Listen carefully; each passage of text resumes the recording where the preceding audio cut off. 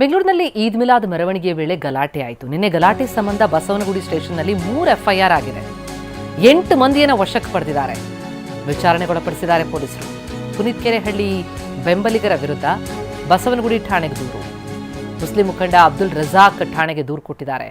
ಒಟ್ಟಾರೆ ಈ ಪ್ರಕರಣಕ್ಕೆ ಸಂಬಂಧಪಟ್ಟಂತೆ 3 ಎಫ್ಐಆರ್ ಆಗಿದೆ.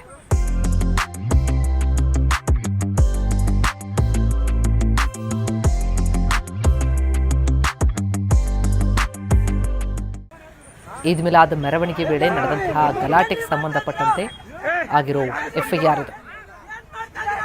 ಬಸವನಗುಡಿ ಸ್ಟೇಷನ್ನಲ್ಲಿ 3 ಎಫ್ಐಆರ್, 8 ಜನರನ್ನು ವಶಕ್ಕೆ ಪಡೆದಿದ್ದಾರೆ.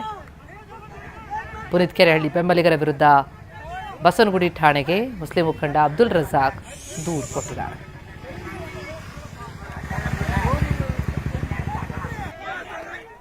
ಪ್ರತಿ ವರ್ಷ ನಾವು ಇಲ್ಲಿಂದ ಮಿಲಾದ್ ತಗೊಂಡು ಹೋಗೋದು. ಈ ವರ್ಷ ಏನಾಗಿದೆ ಅಂತ ಹೇಳಿದ್ರೆ ಅದು ಯಾವ ಕಾರಣಕ್ಕೆ ಇವನು ಮಾಡ್ತಿದ್ದಾನೋ ಅದು ನನಗೆ ಅರ್ಥ ಆಗ್ತಿಲ್ಲ. ಮಧ್ಯ ಬಂದುಬಿಟ್ಟು ನಿಮ್ಮ ಹತ್ರ ಪರ್ಮಿಷನ್ ಇದೆಯಾ, ನೀವು ಯಾರು, ನೀವೆಲ್ಲ ತಳಿಗಳು, ನಿಮ್ಮ ತಳಿನ ಮುಗಿಸ್ಬಿಡ್ತೀನಿ, ನಿಮಗೆಲ್ಲ ಇಲ್ಲಿಂದ ಕಳಿಸ್ಬಿಡ್ತೀವಿ, ನಮ್ಮ ರಾಜ್ಯದಲ್ಲಿ ಇದೆಲ್ಲ ಸಹಿಸ್ಕೊಳ್ಳೋಕ್ಕಾಗಲ್ಲ, ಪೊಲೀಸ್ ಪರ್ಮಿಷನ್ ಇದೆಯಾ? ಇವನು ಯಾರು ಕೇಳೋಕ್ಕೆ ಪೊಲೀಸ್ ಪರ್ಮಿಷನ್ನು? ಇವನಿಗೆ ಯಾರು ಅಧಿಕಾರ ಕೊಟ್ಟವರು? ನಿನ್ನೆ ಅಷ್ಟೇ ಪೊಲೀಸ್ನವರು ಅವನಿಗೆ ಮೈಸೂರಲ್ಲೇ ಹತೋಟಿಗೆ ತೊಗೊಂಡಿದ್ದೀರಿ, ಇವತ್ತು ಇದು ನಡೀತಾ ಇರಲಿ.